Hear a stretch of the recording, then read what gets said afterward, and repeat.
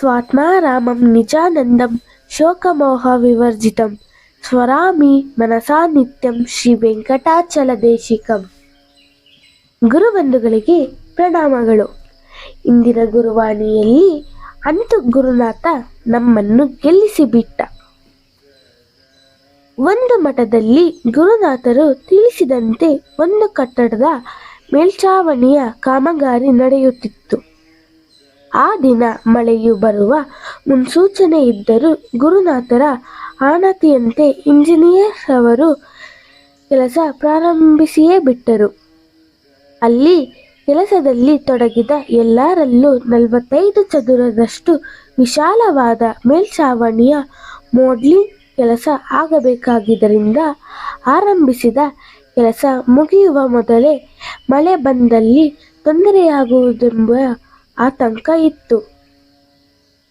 Engineer ಹಾಗೂ ಅವರ ಗೆಳೆಯರು ಎಲ್ಲವನ್ನು ಗುರುನಾಥರೇ ನೋಡಿಕೊಳ್ಳುತ್ತಾರೆ, ಕೆಲಸ ಚುರುಕಾಗಲಿ ಎಂದು ಎಲ್ಲರನ್ನೂ ಹುರಿದುಂಬಿಸುತ್ತಾ ಕೆಲಸವನ್ನು ವೀಕ್ಷಿಸುತ್ತಿದ್ದರು.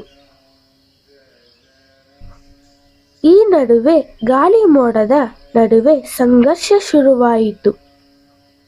ಮೋಡ ಕಪ್ಪಾಗುತ್ತಿದ್ದಂತೆ ಗಾಳಿಯು ಬೀಸುತ್ತಾ ಅದನ್ನು ಬೇರೆಡೆಗೆ ಚದುರಿಸುತ್ತಿತ್ತು.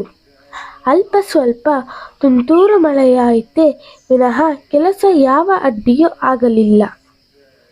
ಮೋಡ್ಲಿಂಗ್ ಕೆಲಸ ಮುಗಿದ ನಂತರ ಮುನ್ನೆಚ್ಚರಿಕೆ ಕ್ರಮವಾಗಿ ಮೋಡ್ಲ್ ಹಾಕಿದ ಛಾವಣಿಯ ಮೇಲೆ ಟಾರ್ಪಲ್ ಮುಚ್ಚಲಾಯಿತು. ಛಾವಣಿಯಿಂದ ಕೆಳಗೆ ಇಳಿದು ಬಂದ ಇಂಜಿನಿಯರ್ ತಮ್ಮ ಗೆಳೆಯರೊಂದಿಗೆ ಅಂತೂ ಗುರುನಾಥ ನಮ್ಮನ್ನು ಗೆಲ್ಲಿಸಿಬಿಟ್ಟ ಎಂದು ಸಂತೋಷಭರಿತರಾಗಿ ನುಡಿದರು. ಮೋಡ್ಲಿಂಗ್ ಕೆಲಸವಾದ 2 ದಿನಗಳ ನಂತರವೇ ಅಲ್ಲಿ ಮಳೆಯಾಯಿತು. ಅಕ್ಕಪಕ್ಕದ ಪ್ರದೇಶಗಳಲ್ಲೆಲ್ಲ ಆ ದಿನ ಜೋರಾಗಿ ಮಳೆ ಬಿದ್ದಿದ್ದರೂ ಕಟ್ಟಡ ಕಾಮಗಾರಿ ನಡೆದ ಈ ಜಾಗದಲ್ಲಿ ಮಳೆಯಾದರೂ 2 ದಿನಗಳ ನಂತರ ಕ್ಯೂರಿಂಗ್ ಮಾಡಲೆಂದು ಗುರುನಾಥರೇ ಈ ರೀತಿ ಮಾಡಿದರೆಂದು ಇಂಜಿನಿಯರ್ ಮತ್ತು ಗೆಳೆಯರು ಈಗಲೂ ಮಾತನಾಡುತ್ತಾರೆ.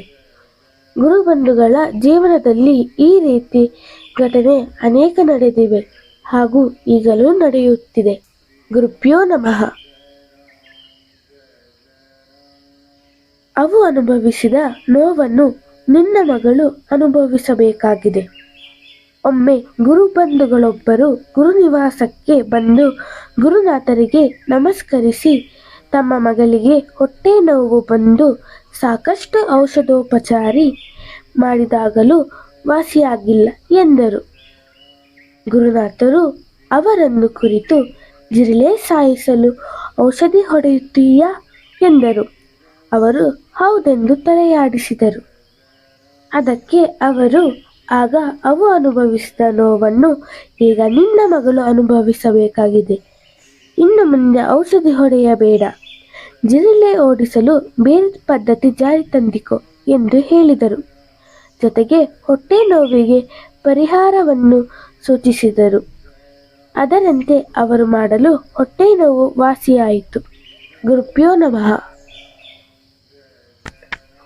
ಇಂದಿನ ಗುರುವಾಣಿಯನ್ನು ಕೇಳಿಸಿಕೊಂಡಿದ್ದಕ್ಕಾಗಿ ಧನ್ಯವಾದಗಳು.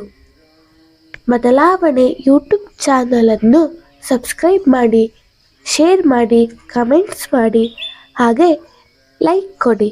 ಧನ್ಯವಾದಗಳು.